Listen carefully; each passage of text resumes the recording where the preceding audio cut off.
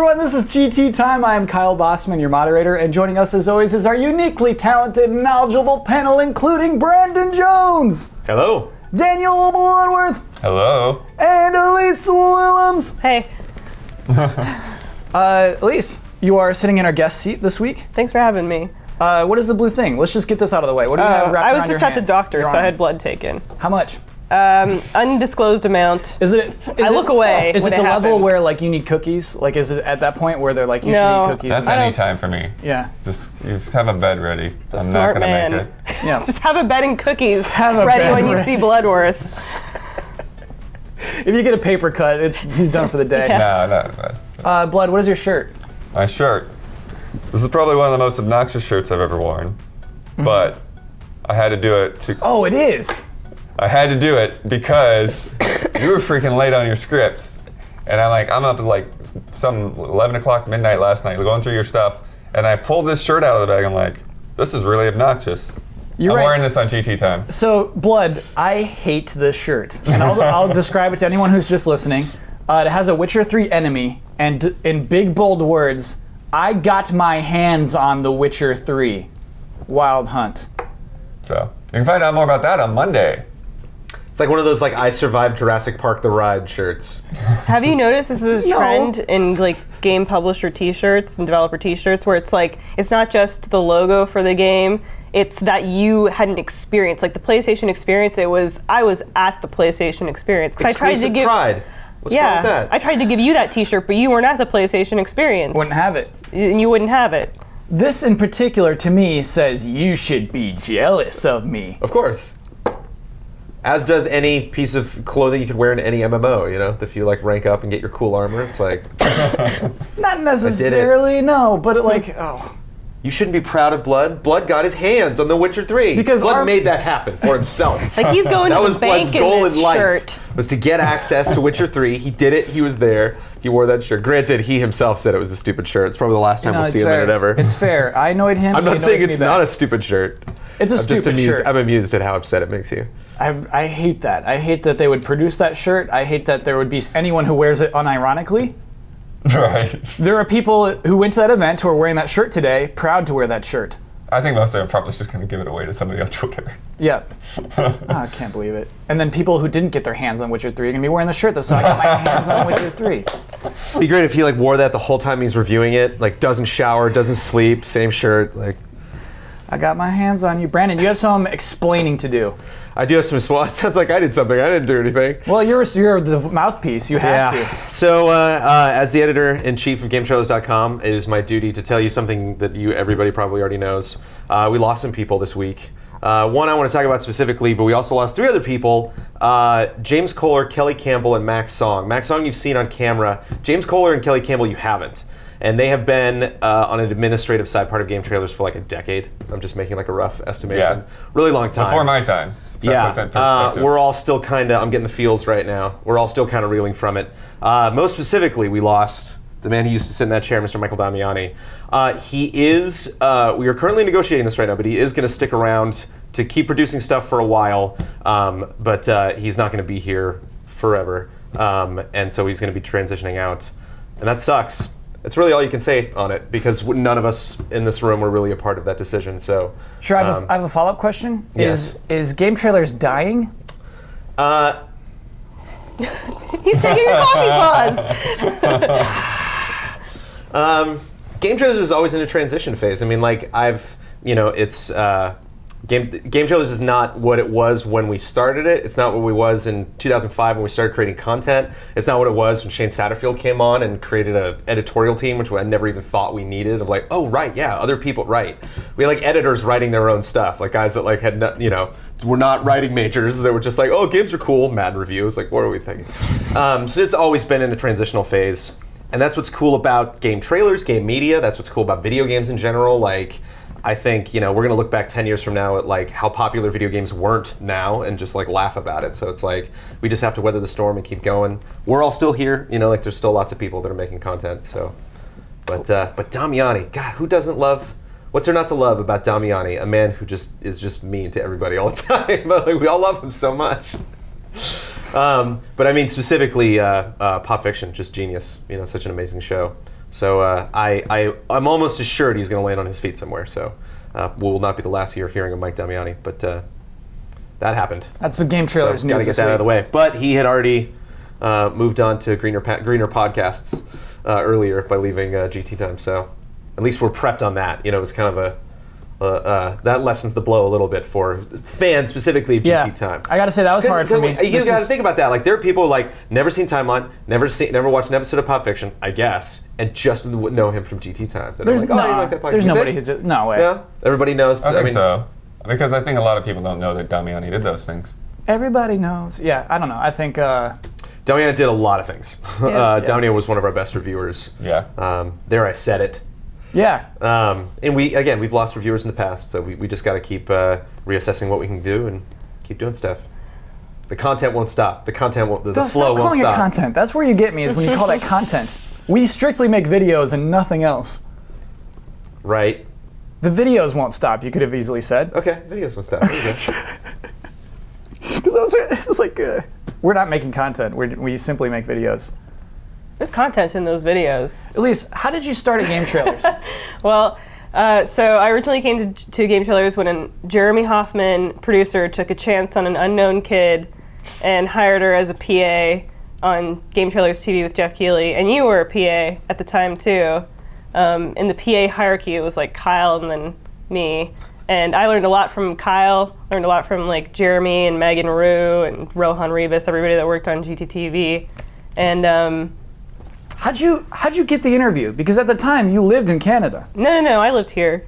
We like Skyped you, and the interview was like No, Skyping I you. was in Canada. I was at home visiting. Oh, okay. Like it just was terrible timing. That was unclear to me. I thought we were just interviewing this Canadian girl. No, I had lived here for like half a year. Oh, okay. And then I had a friend that knew Jeremy, and she was like, I think you'd be perfect for this job. And I said, I'm Elise. So I said, no, I'm probably not. And she said, like, Jeremy, I told him to just talk to you and like get to know you. And I really owe having a job here to Jeremy and now like Brandon and everybody. But Well, me too. But then Jeremy. when GTT Jeremy hired me at G4. He did? At G4.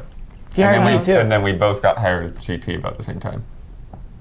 We all everything. Just for the record, I was in that room. I remember having a conversation with Shane about like Daniel we got Bloodworth? random person A who I'll never remember, random person B who I'll never remember, and this strange chap named Daniel Bloodworth. And I was like, I like Bloodworth. Are you dead serious? Because you had to write a bunch of stuff, and he told me about like each of them personally, kind of like what they were like. You know? You had to do a writing sample. Oh, yeah. I was like, all right. Cool. I went through and I was like, okay. Do you remember what your writing sample was?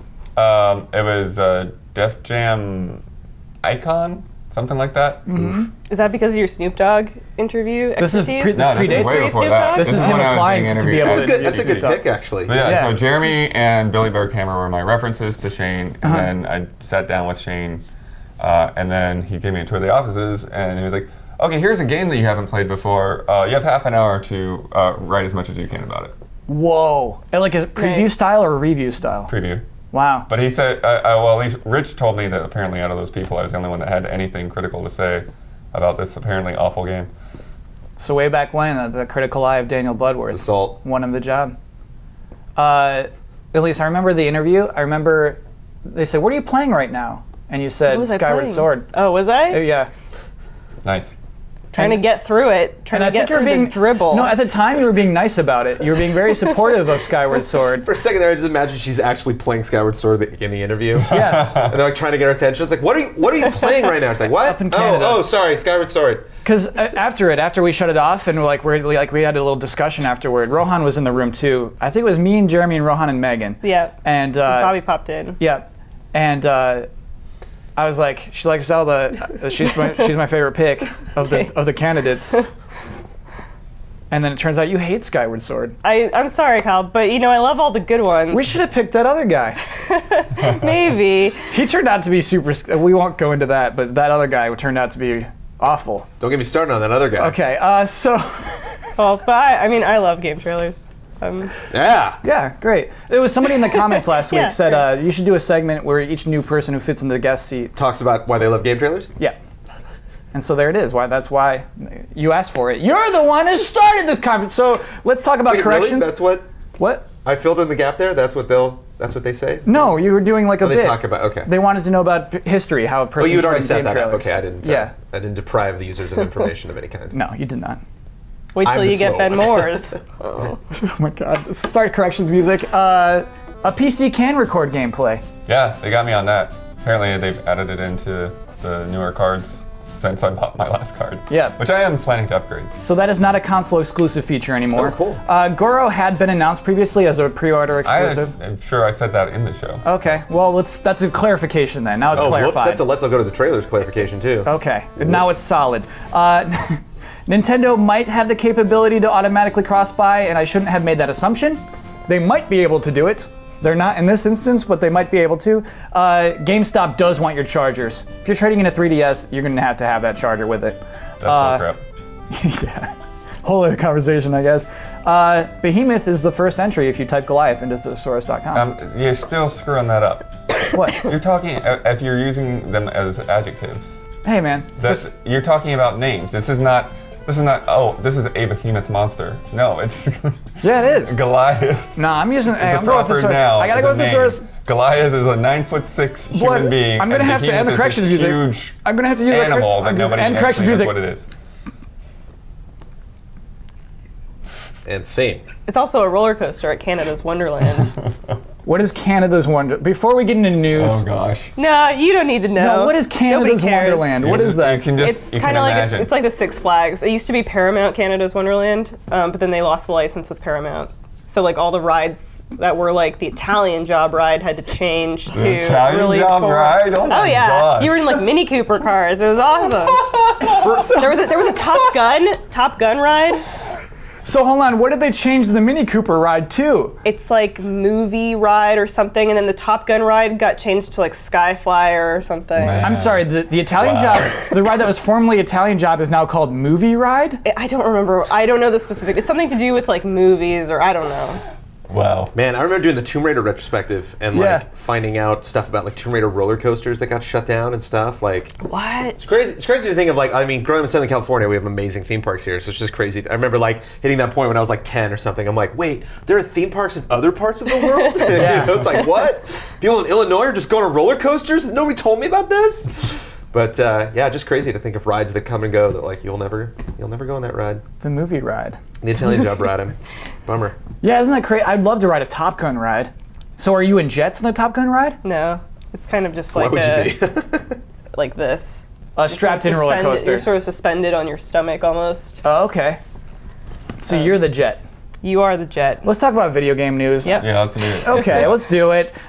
Big event this week. Yeah. Microsoft held a big Windows 10 event. Which we all have to just trust you to tell us since you didn't send a rundown out to right before the show. Hey man, you could have watched the Windows 10 event. Couldn't have. I was on the road and editing your script. Here we go again. All right, let's just talk through this. Here's what we had to do. We had to do Ultimate Game No. Preview. Skip it. And I had to write about action-adventure games. I had to write about 10 different action-adventure games. I had to do this thing, the Def Jam thing. I had to just like, here, write about games you don't know about. And then, okay, so Everybody Brandon, had to do it. if you're listening, Brandon is crying. He's weeping tears of sympathy for me. So we'll move on. I got what I wanted. So Windows 10, of course, why we're talking about this on a video game podcast is that a big chunk of this was talking about Xbox. How Xbox would integrate with Windows 10 and vice versa. So a lot of the things we talked, Windows 10 will be shoved into Xbox. When you update your Xbox, it'll become a Windows 10 machine. Already runs Windows of some sort at the moment. So those will be cross-compatible and that's things like that. Huh. That its operating system is a form of Windows? Well, yeah, and they would update it as being Windows 10. Yeah, it is specifically going to be Windows 10 running on your Xbox. Huh. Why is that weird? It's just weird. Like, they've never mentioned their operating system as an operating system before, really. Related to Windows. Yeah. Do you remember when they said, like, we're running 3 different operating systems at once, and they showed the layers? Remember when the Dreamcast was had the Windows logo on it? No. Somehow As you load it, as you boot it up? Yeah, Yeah. it was a Windows operating system. We're back, full circle. Okay, so what that allows us to do, what does it mean that my Xbox is Windows 10? You can stream games within your household. You can stream your games from your Xbox One to any other Windows 10 device, be that a laptop or tablet or PC. Is that an interesting feature? Well, it's an interesting way to catch up with everybody else. What do you mean by that? Well, you have the Wii U gamepad. Okay. You have Steam. Vita. And you have the Vita. Mm-hmm. So it's like, hey, thanks Microsoft. You're finally on board with everybody else now. Though, Nintendo and PlayStation can't stream to my laptop. They can't stream to my Windows tablet. Right. But they're just different devices. Yeah. The only way I could see this being relevant is if, like, I'm a PC gamer and I just really like my chair that I play PC games in. It's just really comfortable. Even if I'm playing on a wireless, 360 or Xbox One controller that works with my PC. Mm-hmm. You just love that chair. And I'm hearing good things about Sunset Overdrive, and I just don't want to play it on my couch. No, I think it's the same kind of thing that people have been. I mean, it's the thing that Nintendo never advertises that everyone loves about the Wii U is that, like, I can be playing this when somebody else is watching the news or whatever, and you don't have to stop and interrupt and fight over that one TV. Can I make a prediction that you guys might think is a little radical? Please, I love those. Everybody kind of flipped out when Xbox was moving away from disk-based stuff, and they wanted to eliminate a disk drive altogether. Myself included.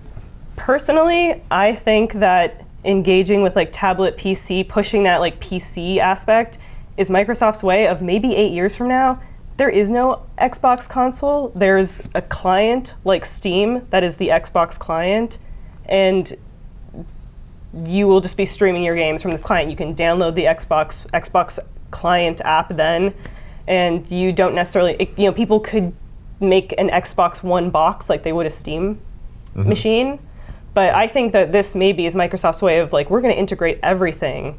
And that way, we can push toward just a digital-based client. Absolutely, this is phase one. It is, and it's a very, very subtle way of integrating all of us into this, because they shocked everybody with their DRM policy, and everyone flipped out. So now it's But the thing about this though is, you're still not running the game on your PC. Right. You're running it from the Xbox to something that has to be on the same Wi-Fi network. You're not going to be able to do that, take your laptop into work and play your Xbox from home. But this is Xbox's way of getting us comfortable with the idea. But it's like if I'm streaming PS4 to my Vita, I got the controls on my Vita. So does my controller has to be close enough to the Xbox that it's picking it up? I would think so. It just seems like such a weird. What are you doing? Why are you? Your Xbox One controller will work with most. Yeah, I got the tablet or I got the Vita. But it's why are you? If you're an Xbox player and you have a console, why are you moving around? What are you doing? The Wii U has such poor range. What guy's just parkouring around his house playing the Xbox? It's you have your space. I just imagine especially for people for the tradition of what I understand Xbox mostly to be, and what it was kind of founded on is multiplayer, Halo multiplayer and lots of sports games, lots of Call of Duty, big franchises like that, shooters and stuff. And so it's that I see those games being rooted in a very particular part of a person's domicile. That's just no, that's where I game. I just don't see them as being I want to play this in the kitchen right now. Yeah, but that's what I'm saying though. I played through most of Mario 3D World sitting on the couch, next to my brother and his wife who were watching movies. Because you had the tablet. But that's what I'm saying. It's it'd be the same kind of thing. If I had my laptop, pop my laptop open, and have the controller, I'm still in the same room with everybody. It's about sharing the living room. Yeah. Good word, by the way, domicile. Right. Yeah, that's 1 point for Brandon for that word. Yes. Cash that in. Okay, let's talk about what else they announced. Game DVR. This is funny. Being able to record clips, you can do that on your PC if you're streaming your Xbox games to your PC. Very funny line from the press release in relation to the correction we had to make for Bloodworth this week. This is what they say in their own press release. On Xbox one of the most popular features used by gamers is Game DVR, which gives simple access to recording, editing, and sharing out your most epic gaming moments. It's not easy or consistent to do that for PC games today. So they're offering this, Game DVR, you stream your Xbox games onto your PC as a simpler way to capture your games. Is that appetizing? If it works. Yeah, I guess I'll have, again, I haven't looked into the cards, but I don't know, if the cards are already doing that and the software is, reasonable. Maybe it's just that the software is more in line with the Xbox One. You didn't hear Xbox. They said it's not simple or easy to do right now. Well, it's because you have to go that extra mile to own it. Like, that's the problem. Anytime you're dealing with any kind of media software, it's like, anytime it's all-inclusive, where it's like, we made the compression system, we're making the editing software, we made the games, we're making the systems, then it's like, any interest that you have, like, well, I'm just going to filter this out, it's like, it's not going to want to do that. Like, I'm assuming, like, that would be my prediction, that it's like an all-inclusive thing, where if you're capturing the stuff on PC, it's like, you're going to get a raw media file that you can just do whatever you want to with. Yeah, that's what I would hope, is you do get that sweet raw media file, because then it would be extremely convenient for anyone who wants to post up their sweet Halo headshots. Because when we reviewed Little Big Planet 3, some of that was the share stuff we got on PS4, and some of that was stuff that we captured here, and like, they were different files. Like, you know. Like, no, what do you mean? What, sorry? You put those into Premiere, and Premiere's like, okay, I'm identifying that those were not. Oh, I'm not just considering that quote unquote media. Like, those are different file types. Those are different file types, yeah. And maybe not file types even, but just those are different compression settings. Like, that's different. There's different stuff going on in these videos. Okay, well, how about this? So Fable Legends will release on PC the same day as Xbox One, and they cross-compatible? They're cross-compatible. They share the same multiplayer environment. Still not excited? one environment, or that's what I mean. Is like I can play with my PC buddies on my Xbox One. Not meaning like an actual the forest stage, but like a digital environment. Is that already happening with Project Spark? I don't think so. Oh, correction music next week. I don't think it's happening with Project Spark. I mean, I know Sony has done it several times in the past. PC and PlayStation Portal 2, you could do that. Portal 2, you could do that. Yeah. Unreal Tournament 3 way back in like 2006 or 7, yeah. People on PlayStation, I guess 2 at the point? No, PS3. PS3 were playing against PC players? Mm-hmm. Did they get owned because they don't have a mouse? I think so. Okay. I imagine it would just be a bloodbath. And then I know there have been more recent ones where, well, for instance, when Street Fighter V announced it recently, it was a big deal when they said, well, you'll be able to play on PC and PlayStation 4. And that was like an announcement. Xbox comes out and says this own announcement. I think it's still a big deal. It's not something Xbox typically does. It says you can play your PC people with Xbox people. Well, no, they haven't been putting games out on PC. But if they're moving toward one Xbox client 8 years from now, it won't matter what you're playing it on. Your theory is not so unlikely. Thank you, Kyle. Yeah. I just, to me, like there should be some way that they can figure out how to at least make Xbox One games just playable on a PC. You know? Do you mean like Fable Legends? Yeah, I mean, it's like either you can just stick the disc into the PC, or it's a cross-buy type thing, you know, where it's like, okay, you own this game, and now if you want to play it on PC as well, just download it. It's so weird. I mean, Fable Legends is going to be run better on a PC than it will on an Xbox One, and so would like any PS4. Like PC games are just the better versions of those games because your PCs are limitless, and so it is. Oh man, it's weird. It's weird crossing the streams. I mean, we want cross compatibility, right? But it's not going to happen a lot. You know, it's like you can make a big deal about this one game, but it's like how many games? Like it won't happen for Halo. Halo will never be a game you can buy for your PC. Halo 5, I mean. Although it should be, you know, like it should be that one. Like that's the one that they should talk about. Like you showed us the video. You want to make sure, like I want to make sure you see the Xbox video before we start GT Time. And you watched it, and I'm just like, there's way too much Fable Legends gameplay in this. You know, as far as being like, hey guys, Windows, Xbox, let's talk. Look at this year we're gonna have, and like Fable Legends is the game you show. It's like, that's not.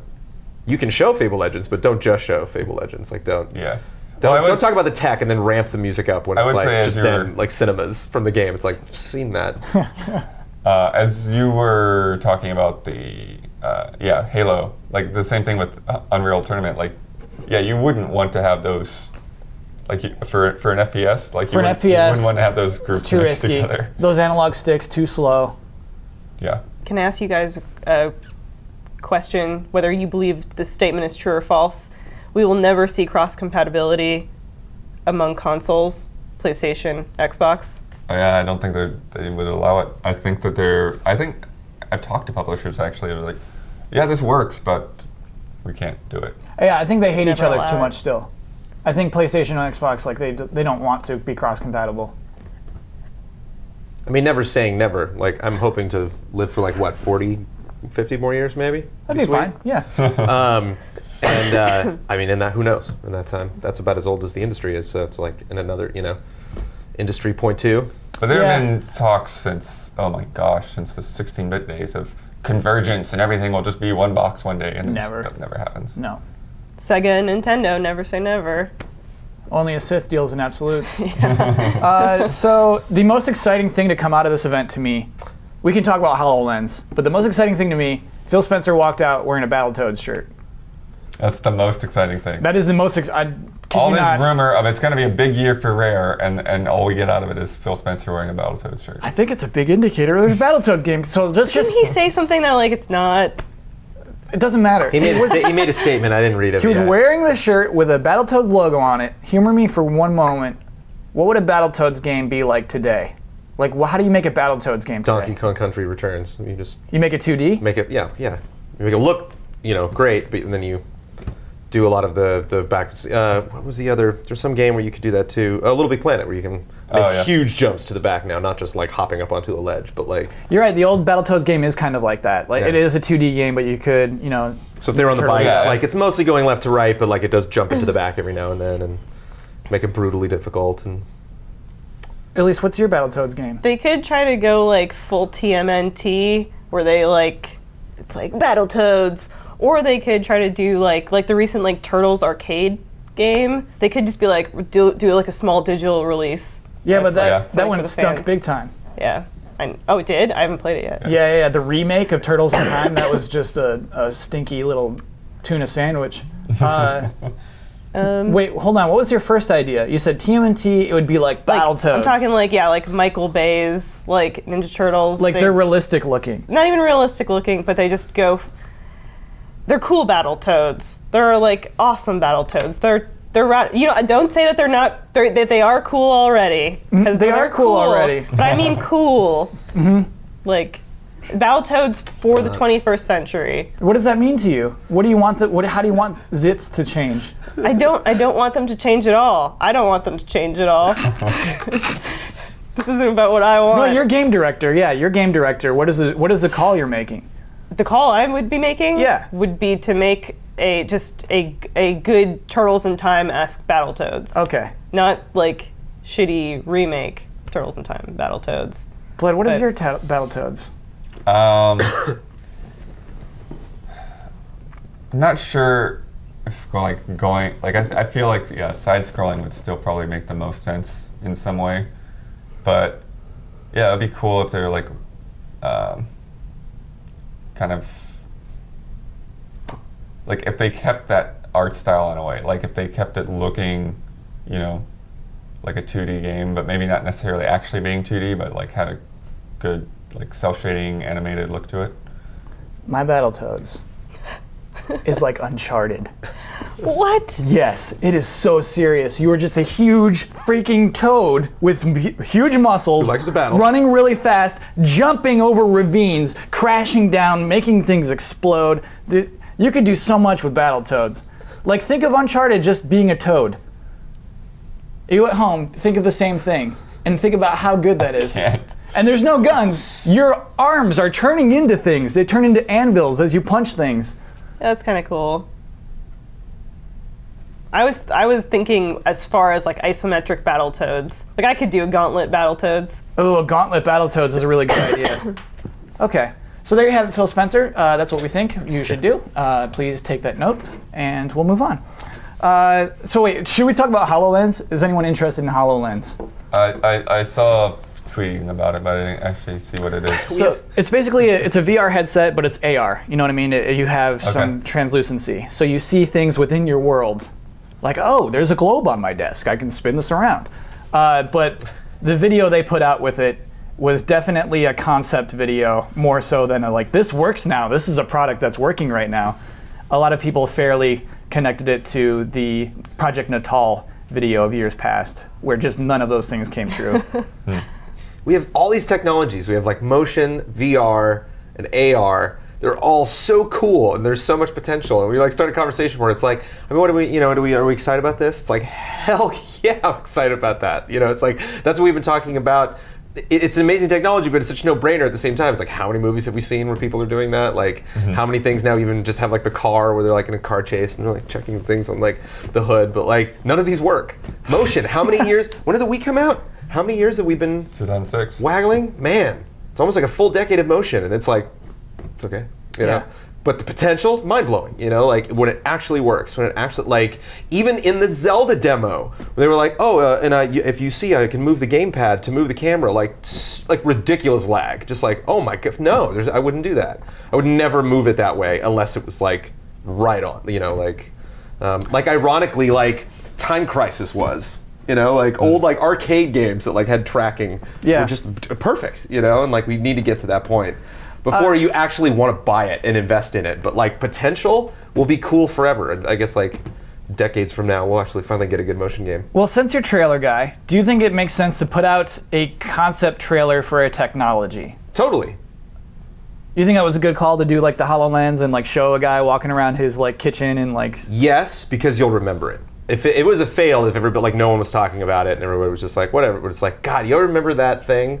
It's like, that's what they were, you know. It's one of the rare times when like executives actually communicate to their entire company by being like, this is what we're going forward. So if they had shown you like a Disney, like they did the Minecraft like video, if they had shown you a Disney Infinity like toy box like that, would you have been pumped for it, or would you still I am feel the as same way? pumped for it as I would have been if they had shown that. You know, it's like I can imagine that. Like I can picture all of those things. It's weird, man. Set up. Okay, again, right now, just like what popped in my head. So you got your glasses. Like your glasses, you're tied to your thing. So imagine when you get trophies, Kyle. When you play Uncharted 4 and you get all the trophies, you actually get a virtual Nathan Drake that in your room, wherever you play games, you can put it somewhere and it'll always be there. The game will like remember that it's there.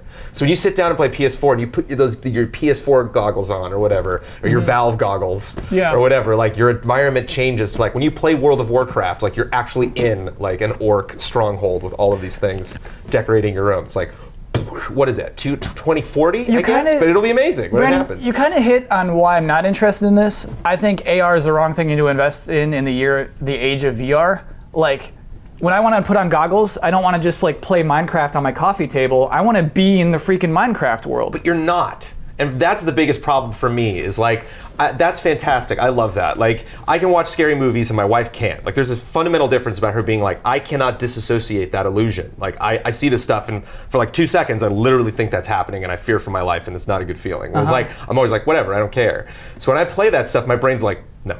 I'm like, oh, I'm playing Team Fortress. And my brain's like, you're not. Something's, I don't trust, what are you doing? You know, it's like skydiving. It's like, what are you doing? Like, I as a brain don't agree with this. Your brain's not going to like that. This is not an activity. But your brain's not going to like that Nathan Drake trophy that you My put on brain's your going to shelf. be like, you're looking at a virtual environment. Just like when my brain looks at an Infinity toy, it's like, that's not Jack Skellington, it's a toy.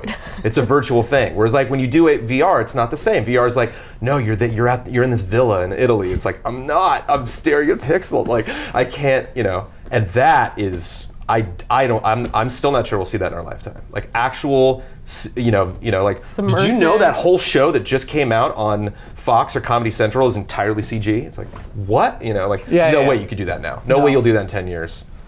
You know, so like, but this is kind of a fun stopgap. This is like, again, it's like, what movies have you seen now? There's even like present day movies. Like it used to be in just future movies, and now like on CSI, they're like, well, if we bring up this, you know, like real time simulation, it's like, what? You know? Parks and Rec just went 4 years or I guess 4 years in the future, and they all have like ridiculous technology now, and it's incredible. It's great. Google Glass just busted. So what do you mean they busted? Like you can no longer. Yeah, like, they canceled. Oh no. Yeah. Google Glass is done? Did Hoffman tell you? No, there's just been stuff everywhere. Like Google Glass is essentially not dead, but it's kind of not really an active, like technology that they're pursuing anymore, right? Which, to bring it back to what you were saying, to bring it back to what you were saying about the trailer specifically, is it smart to do that trailer? Yes. Are some of the ways that they portrayed their technology in the trailer the way you should do it? Maybe not. Right. As far as like being like, you know, get ready. It's like, if you don't say when to get ready and you don't have an idea of like, hey, we don't, you know, as much as we bemoan that Star Wars Battlefront thing, like they were at least honest, you know, and they came out with it just like, hey, we're stoked that we got this, we got this project and we're working on it, but we don't really have anything to show you. I was watching that old Natal trailer with Huber, and it is hilarious to see today. It's a family of 4. The daughter is driving a car. It's an Indy car, so it's like an Indy racing game. Bloodworth, you're fun to watch play racing games, but I wouldn't sit and watch you do a whole Indy race. The whole family's cheering her on in her little Indy car, and then she goes to a pit stop, and the dad's like, hold on a second. He runs up, and he like puts on the new tire in the pit stop. It's like, okay, little girl, you're good to go. So he sits back on the couch, and then she's like shifting gears. None of those things happen. Almost none of the things in the Natal trailer happen. And if you had a guy that was like, imagine this, and it's like, oh, cool, I imagined it then, as opposed to like, no, we did, their family's doing this right now in special labs at Microsoft. Like, I can't believe we let them get away with it then, and I can't believe that we still let them get away with it today. We should happy say, it exists, though. Don't make that trailer. If it makes me laugh this much, I'm happy they made it. Worth it for the lulz, I guess. Okay, so let's talk about some other news. Evo announced its games that competitors will play this year. Interesting thing about Evo, it is the biggest fighting game tournament of the year, and in a weird way, when it says these are the games that will be at our tournament, it's kind of like these are the important fighting games of the year. Because, I mean, this will have the biggest audience. Sorry, let me get my list of the games. Ultra Street Fighter 4, Ultimate Marvel vs. Capcom 3, Super Smash Bros. For Wii U, Guilty Gear Xrd Sign, Killer Instinct, Mortal Kombat X, yet to be released, will be released in April. Wow. Persona 4 Ultimax, Persona 4A Arena Ultimax, Super Smash Bros. Melee, You had one and job. Tekken 7. I'm just looking at the logos. Interesting thing about that, 2 Smash Bros. Games at Evo, which had just brought in Melee back. You know what I mean? It took a long time for them to even get Melee back in there. And now there's 2 Smash Bros. Games at the most serious competitive fighting game tournament. Is that crazy? It's crazy that it took Melee so long to earn its stripes, and yet Wii U gets the pass right away. X, a game that's not even out, they're like, oh, it's balanced enough. Like, Yeah. like that seems like a PR move as opposed to really like, It seems we a little- believe, which is still fine for them. I mean, yeah, especially if you have all those different games and have some mainstays that people, I've been talking forever. What do you think? Hold on. Why did that just become aware to you? What happened? No, there? Well, I first jumped in because I had something to say, and then I'm just I like, think you were didn't making need to valid jump in points, there. though. You were making valid points, Brandon. You're the level-headed, rational one Right. this week. Blood's Blood's irrational, blood's To thrown out. conclude, they can do PR. I think that's fine. Yeah. But yeah, it's strange to me. I do not have a long history with Evo. I should make more time to watch esports. I don't. To know like the guys who do announcing and the guys like who the big players are. Watching a MOBA esport bores me to tears. Watching Evo, I could eat it up all day Honestly, long. I would rather watch the fans than the game. If I went to events like Right. that, I would just love to just like ask them questions and just absorb myself in the Oh yeah, culture. and they're very well produced. Oh, they're so good. Have you ever been to a live event, like live fighting? No. event? I can't imagine. It's got to be insane. You have to feel probably so energetic being there. I went to League of Legends Worlds with Ben when we did that thing, and Chris was there too. People were like leaving. It was so boring and Really? weird. The crowd wasn't crazy at League of Legends. I don't mean like a But I would love to go From to my Evo. experience with both Patrick Morales and Justin Spear, my understanding of fighting games was that if you were to get on that list, that wasn't necessarily like these are the games that people are talking about. It's like these are the games that are proven. Like if we put 2 guys down and one of them wins, us as Evo are saying that guy won. And Yeah. just making that determination with Mortal Kombat X is like, really? Okay. Yeah. Especially with all like the divides that all the characters are taking, where it's like, who knows what's the more powerful Raiden or whatever. Like, Even stranger, Tekken 7 appears on this. Tekken 7 will be released in arcades in Japan in February. Will not be released on consoles by the time this event happens. So if you want to compete there, if you want to compete in Tekken 7, you either have to move to Japan and hit up the arcades, or go to select events, undisclosed events that will happen in the future, and just hope to become a master of the game on those few handful of particular events. it's interesting. It's like cars. It's like racing games not having damage because they're like, no, we don't want our cars to look bad. It's like if you're a fighting game, you just throw your game into a tournament right away. Just like it can take it. It's like what if it can't? Or like what if actually a lot of people say negative things about it because they're like, I didn't like the way I handled that tournament. And I guess you can work with the pedigree. You can know, like, Tekken's good for it. NetherRealms, they're good for it. Right, They're oh, good yeah. for it. It works. They can patch it. If it's not working, they'll patch it. But that is crazy to me. That they'll be competing on the arcade cabinets for Tekken 7. It does, as Brandon say, seem a little PR-y. It seems a little fishy. Yeah, I feel like there's a sense of maybe not necessarily PR-y, but they're trying to widen their audience a bit. And I'm sure.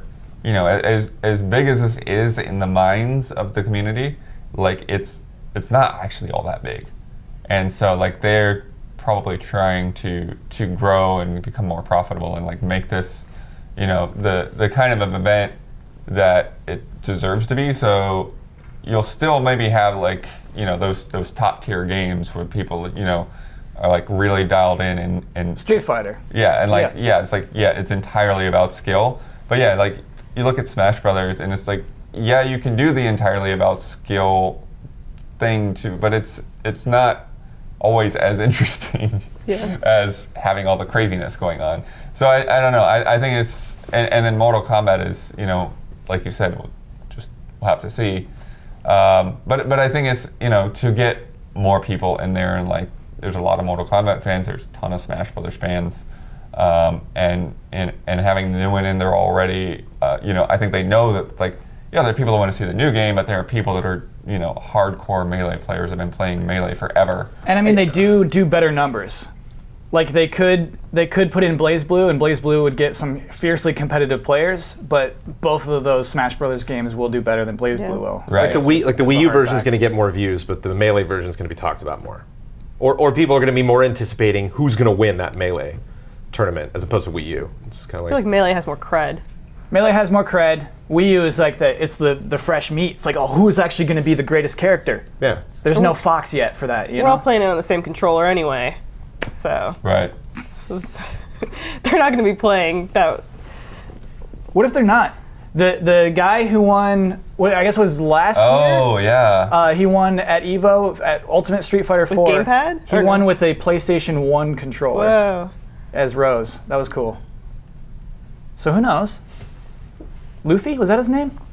Correct me. Okay, so let's talk about Club Nintendo. Oh, Done. R.I.P. RIP Club Nintendo. Nintendo says we're not doing this anymore. However, we are going to do a new loyalty program. Blood shook his head immediately. What is wrong with the new loyalty program? They can't even get back to like how good the program was in the 90s. How good was it in the 90s? Like that's like where I got my first soundtracks from. Like, you know, like you used to the Nintendo Power thing, you could order soundtracks and all that.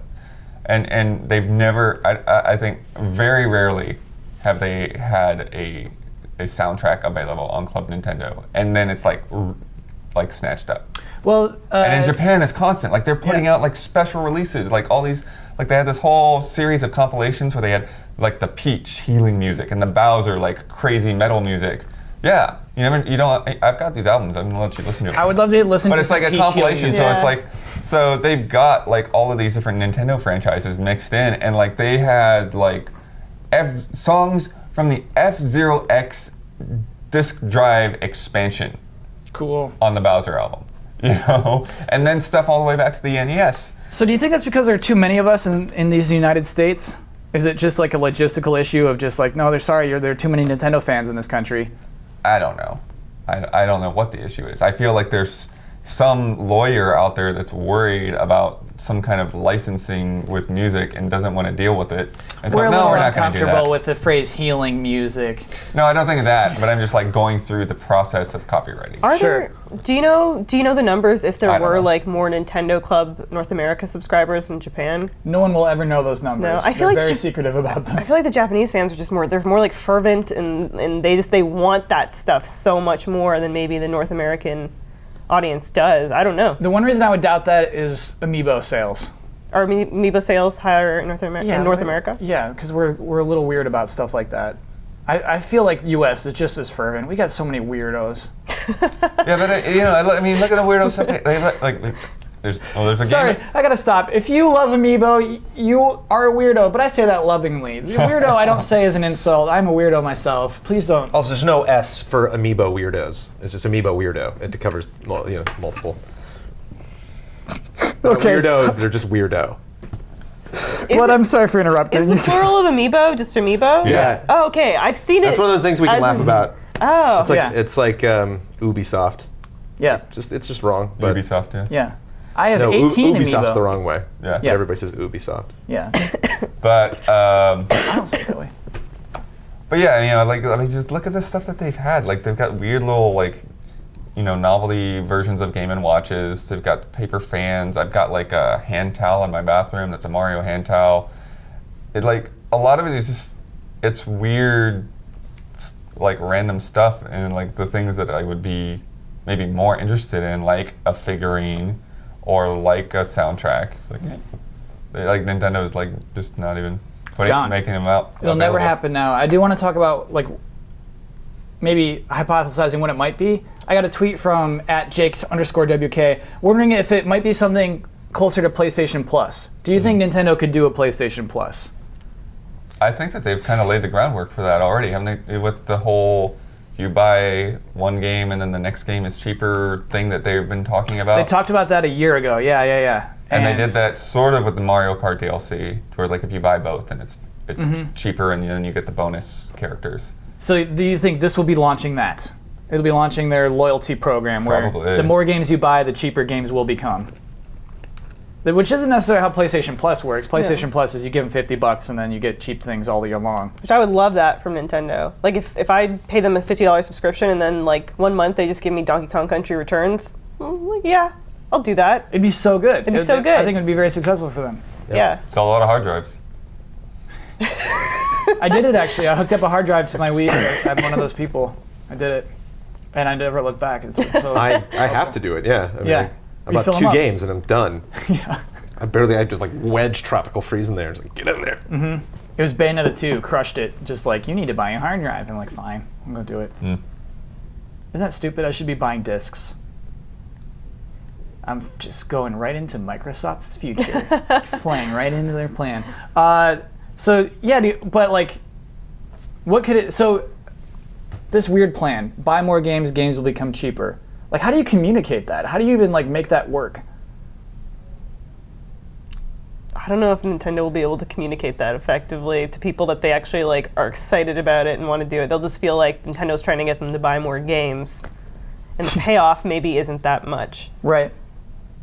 I mean, and I'm assuming there won't ever be like cute little hand towels for Bloodworth's bathroom anymore. Like, that's probably dead now, yeah?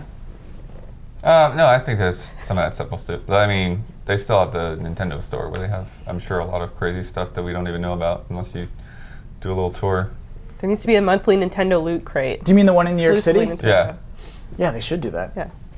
That's like, we're giving you more. Phil Spencer, close your ears. We're talking to Nintendo now. They don't have hand towels at the Nintendo store. Not yet. Sure. And in Nintendo news. Okay, so minor bits to bring up. Oh, one thing that was announced this week that's kind of cool. Borderlands 2 and Borderlands pre-sequel coming to your 8th gen consoles. So you're saying it's kind of cool because I've said that from day one? You said that from day one, the moment pre-sequel was announced. Bloodworth said, no, this is coming to next gen, don't worry about it. And it is. They didn't even wait to get out of the fiscal year. It's like it's launching before the end of the quarter. Wait, what do you mean by that? It's coming out before March 31st. So, sorry, I'm never aware of fiscal quarters or things like that, and like when you should make an announcement and when you should So they sell usually things. like wrap up the fiscal year like end of March. That's why you see so many games get like shoved into that like March timeline. Okay. So that they can still like have that on their books for the year. And it's surprising that they didn't shove it into March? No, it's no, they did. I'm just saying it's like they didn't even wait. Like they didn't even wait till the next year to have it. It's like, yep, this just came out, and now here's the new version. Which is it kind of promising if you think about it, because if they're looking at their long-term prospects, you know, and this isn't something that they're like, well, we would need that to kind of cushion that area where we have nothing going on or no other announcements to make. You're so saying next fall there could potentially be maybe they're confident. Maybe we'll get a Borderlands 3 announcement this summer or something. Yeah. The thing that annoys me the most about it is, okay, we all knew. Like, everybody in their right minds knew that this was going to happen. And yet they would keep saying, it's like, oh no, it's only for old gen, only for old. So, like, the people that are, like, really hardcore Borderlands players, and I've seen comments out there, like, they're going to buy the game again. Mm-hmm. Yeah. It's clever. That's how you get people to buy it. They could have bought it once Yeah. on their new system that they just bought. Yeah. But no, they had to, make sure their old system was still hooked up, buy this game, and now they're going to buy it again. 2K's bird dogging us. That's what's happening. Define bird dog. It's like kind of when you like deceive, betray, undermine, like bird dog somebody. Hoodwink. Yeah, Bamboozle. you hoodwink, you bamboozle them, You bird dog. you give them the little 1-2 slipperoo. Mm-hmm. You bird dog him. Ian knows what I'm talking about. Yeah, I can see it that way. I mean, and it's like a good deal too. It's $60 for both those games, all the DLC that has ever existed within those two games. It's a steal. It's just hard to get people excited about it. They weren't bird dogging people with Borderlands 2. It's not like Borderlands 2 came out and was just like, well, we should probably wait until this comes out on next-gen consoles. So you get that too. Yeah, you get your old Borderlands 2. Yeah, it's tough for the fans, but I imagine it's mostly for people that's like, at least for me, like there's a lot of, franchises that I didn't play in last gen. It's just like, it's just such a good opportunity to like, well, I should play this now. If I got that, to me it'd be like so daunting. All of that Borderlands and all the DLC. I'm just like now thinking of like numbers popping off of enemies. Like I just have to do that so much to play through both of these games and all of their DLC. One thing that would be interesting to see if people can start doing, which we are getting now, like Sunset TV with Sunset Overdrive, we are getting kind of like a splinter advertising chain that like really tries to talk directly to their community. And like the trailer is a little self-referential where like all the texts are like, yeah, obviously, here it comes. Yeah. The Borderlands thing, like you knew this was going to happen. So like I wonder if they can even push a little further there and just kind of be like, we get it. I mean, we know what we did. Sorry, but I mean, we're trying to make money on this darn thing. Like, and the more money, that we make, the more we can invest in the next stuff that we're doing. So it's kind of tough. I don't know. I just don't think you have to be Michael Pachter with 3 sequel that came out to know it wasn't going to be on next gen consoles. I think that's just like it really falls in the camp of like, obviously, So I'm over in the corner of the room with my Red Dead Redemption banner being like, it could happen, like for that remaster, but like I doubt it, but like that was so obvious. Is Assassin's Creed Rogue obvious? Will that happen? No, not because of sales. Like, sounds like. I don't know though. I think it could still happen. Okay. I think it could still happen.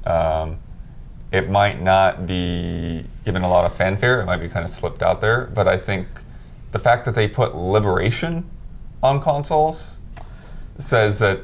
Yeah, and you're right. Liberation was kind of just like, here it is. If maybe you like want pre-order Victory and you get it for free or something. Yeah. Or like. That'd be nice. Yeah, Rogue. They're going to have a hard time getting those Victory pre-orders. I still find it really weird that they put out that America's Collection thing I forgot about before Rogue. Yeah. Well, here's the rest of the America's Collection. Ubisoft, that was foolish. That's like 5 Star Wars movies before the 6th one comes out. Maybe they thought that like you play the America collection to like get ready for Rogue, but like people didn't do that. Yeah. People didn't care. I remember I got Alien and Aliens on VHS way back in the day because it came with a box set of the making of Alien 3. Oh, great. I was like, well, I don't care to own Alien 3, so sweet. And I got both those movies for like $7 because it was in some bargain bin. Did you watch the making of Alien 3? Oh, for sure. Okay. I had it, You had it. Hey, why not? It was on VHS, so like you had to like, it was a whole ritual watching media back then. Now we're just like, whatever. No, describe the ritual of watching something on VHS. Well, it was like, we're talking about digital, and you just like go home. Even like the Wii U, it's just kind of like, let's do this. Opening screen, I don't even want you. I want my 3D world right now. Yeah, I love that. I'm impatient. The quick start menu is what he's referring to. Or before you like open up the NES thing, take the game off the shelf, remove it from the sleeve, slide it in, click it, close it, push it, the light turns on. How good does that power button feel on the NES? Still. Yeah, there's a spring in there and a click. I mean, just VHS tapes, there's a whole like, it was just like the old modems. There were like 8 sounds and you knew them all by heart, the VHS, It's like, it is. It's like taking its movie into itself. Stuff now. I'll be watching something on my phone realizing like, if I went to go get my iPad, it would look way better, but I'm already watching the video, so whatever. What a sad state this is. Yeah. One last thing. This is like a public service announcement. This weekend only, you can get 10% off your entire shopping cart on the PlayStation Store. And this was their way of repenting for being down because of Lizard Squad over the holidays. And you get 5 extra days of PlayStation Plus if you're a PlayStation Plus subscriber. Is that weird? Is that weird that it's like, here, for this weekend only, you get 10% off your entire shopping cart? That's nice. I mean, it's it's not a huge thing, but, I'm sure there are people that will want to take advantage of it. The way to take advantage of it is to throw as much as you can into your shopping cart. Yeah. Which, I mean, is them just making a ton of money. Yeah, it's a way for them to make a lot of money in essentially apologizing to us, but then they reap the benefits. Yeah. So, Yeah, it's a little twisted. It's a little twisted. But I mean, it is 10%. Like, if you plan on buying anything this weekend, use it. Yeah. But don't go out of your way to spend money to save money. That's where Americans get foolish. Yeah. Boy, we were just like, oh, the savings. I gotta get the savings. I'll just spend all my money to get savings. Like, don't do that. Don't. It honestly, like, outside of this podcast, frustrates me a lot. No, you like drink Diet Coke instead of regular Coke, but you drink like 5 times the Diet Cokes. That's like that doesn't add up. Okay. But you can get the code on the blog, PlayStation blog. You can get the code? The code, you need to get a code to get the 10%. I didn't know you need a code. Yeah, you get it on the PlayStation blog, apparently. What's the code? What Did is you do it? a Canadian accent on that one? It's because Did I say it weird? I'm mirroring. Oh my gosh. Wait, so where do you get the code? I don't know. All I know Code. is that the code will be available on the PlayStation blog. Is it a long code? It should be a short code. Okay. I should be like, we're sorry. That should be the code. Weird apology, but appreciated nonetheless. Shoot. We do not have time for You're the One Who Started This Conversation. I guess we did that earlier on. We did this a little bit earlier, You're the One Who Started This Conversation. Oh, okay, good. Cool. All right, done. No, I want to do it. We'll do it really quick. Lightning round, You're the One Who Started This Conversation. This is from Sean. GT time question. With the Game of the Year awards over and most anticipated lists starting to pop up, what are your thoughts on what Game of the Year 2015 might look like? I don't mean a specific game, but more on where the industry is moving. Just a year ago, who would have expected a collectible card game, Hearthstone, to have topped anyone's Game of the Year lists? Do you think we will see a more standard Game of the Year crowned winner, or is it something else going to get us to sit down and play in a way that we didn't see coming? So, super quick answers. Ian's answer is that Bloodborne will win, a more traditional Game of the Year type of game. Bloodworth, if you're just listening, is standing up in a way that shows off his obnoxious shirt. So you just think Witcher 3 is going to be Game of the Year, no question. Probably. Brandon, do you think it'll be a traditional game or another weirdo game that knocks us off our feet? I think it'll probably be a traditional game. I just feel a lot of stuff got pushed. A lot of these, the games that we would have been contenders, it just felt like an 8.2 kind of a year. We got like all those games. We got like a couple like really, really special, fun, exclusive games. But I think a lot of the stuff that people really, really didn't want to mess up in the light of like a lot of these games being released and buggy, they were just like, okay, we cannot mess these amazing games up because we know they're good. Yeah. So we really got pushed that year, and I think we're getting all of those games. So I think it's going to be a very hard hitting. We did, you know, there was just games that we passed doing our top 10 anticipated that was like, wow, that franchise is not on our top 10 anticipated list. Wow. So yeah, I think it'll be my dark horse here, and this is me completely standing outside of it because like personally it's Arkham Knight or Just Cause 3, but I could see Metal Gear being a sleeper hit. Yeah. I can see Metal Gear just, whoa, you know, like... Making us cry, making us think. Because the last thing Kojima did, PT, blew, you know, whoa, you know, the guy, like, I don't know. I could just see the guy being like, that guy blew my mind when GTA, when that trailer came out, and he was like, well, we're done. You know, he was like, they beat us, look at that game, that looks amazing. You know, like, I could see him really, really, really pulling out all stops for this one. He cares, he absolutely cares. But I'm not putting my chips on that. That's just my gut. At least, what do you think Game of the Year 2015 looks like? It's like a blonde, elven-looking like boy, and he's got a green hat and like a sword and a shield on his back, and he's got a horse that he rides through like grassy fields. That's interesting. Yeah. Yeah. You can have I mean, something there. yeah, it's a little new, it's a little edgy, a little unorthodox, but Sounds too family friendly. It sounds like definitely this panel believes that a regular game, forgive me for saying regular game, a more traditional Game of the Year game is going to win Game of the Year 2015. 2014 was just a weird year. yeah. And I feel like, honestly, a lot of press outlets kind of went like with the most, like, going with Shadow of Mordor is just like, we need a regular game to win Game of the Year. Why not this one? Like, Shadow of Mordor isn't a Game of the Year kind of game, you know?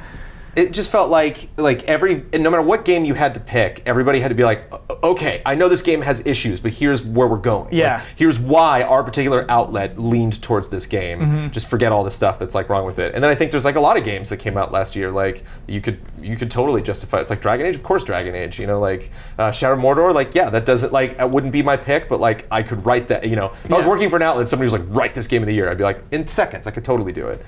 Where I think we're gonna get games this year where it's like, oh, you picked that, okay, cool. I don't, you know. Yeah. I'll hear your explanation, but like I know what it's gonna be because everybody's just the praise is just echoing across everywhere. Whereas like again, this year was just kind of Hearthstone would not have a chance in 2015. No. I don't think so. Yeah. Yeah. It may be a more traditional game, but I think it will be one that we didn't expect to be as good as it is. What? Like the game that will win Game of the Year. Oh, it's gonna be like a little surprising. It's gonna be like Batman. Batman's gonna make us cry. It will be a game that we thought we predicted. Yeah, this will be a good game, but we didn't realize how good. Yeah, I like that idea. That'll be it. Cool. I'm just gonna come in the next day after getting the code. Just like, oh my God, Brandon's crying about Batman right now. Like, Brandon's crying about Batman again. Yeah, just a regular day. So you're the one that started this conversation. If you have any ideas for what we should talk about on the show, please write something in the comments below. Let's do a closing bet. Here we go. Next week, we're going to see the release of Dying Light. Feels like that's been announced for ages. Oh, jeez. Yeah. So I'm going to look at the 8 most recent reviews on GameRankings.com. I'm going to search for the word parkour. How many times will I see the word parkour in the 8 most recent reviews of Dying Light? Brandon, you may choose whether you want to go first or last. in 8 reviews, so just in those paragraphs. I'll go first. Okay.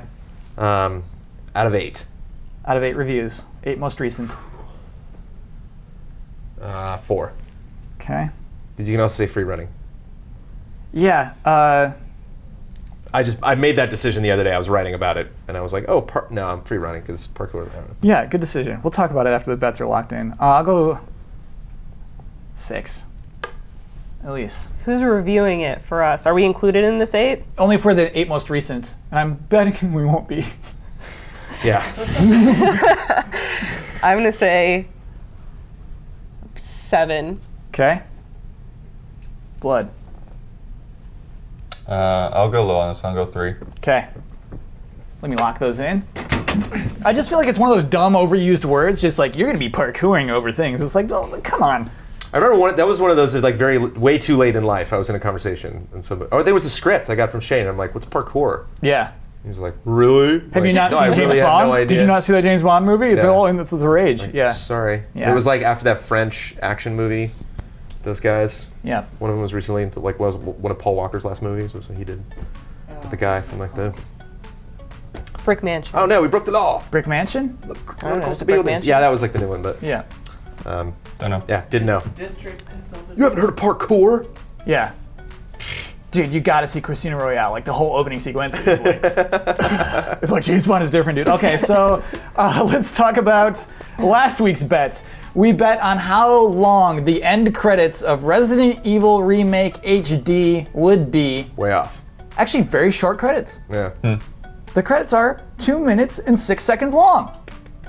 The winning bet was Brad Ellis with 3 minutes, which means that at least you are the winner. Is that There you go, Brad. 2 points for guest seat? Is that where we're at right now? Shoot. You're the one that's- figure it Yeah, out wow, next you're week. asking us? Why don't I What? keep track? What is wrong with me? Anyway, Am I a good host? no, like- no, How obviously am I not. supposed to respond to that? So 1 point for guest seat for this week. Elise, that means that you get to promote any video you want to, and also sign us off. Yay. So every week we play a tabletop game in GT's Tabletop Adventures. Usually it's D&D, sometimes it's Fiasco. This week we're playing D&D. Not sure when the video is going up though, because it's a little bit late. So you can look for it this weekend, or you can go back and look at our back catalog of D&D and catch up. And to sign off, don't bird dog your friends. Don't bird dog people. That's it from GT time. Don't be a bird dog.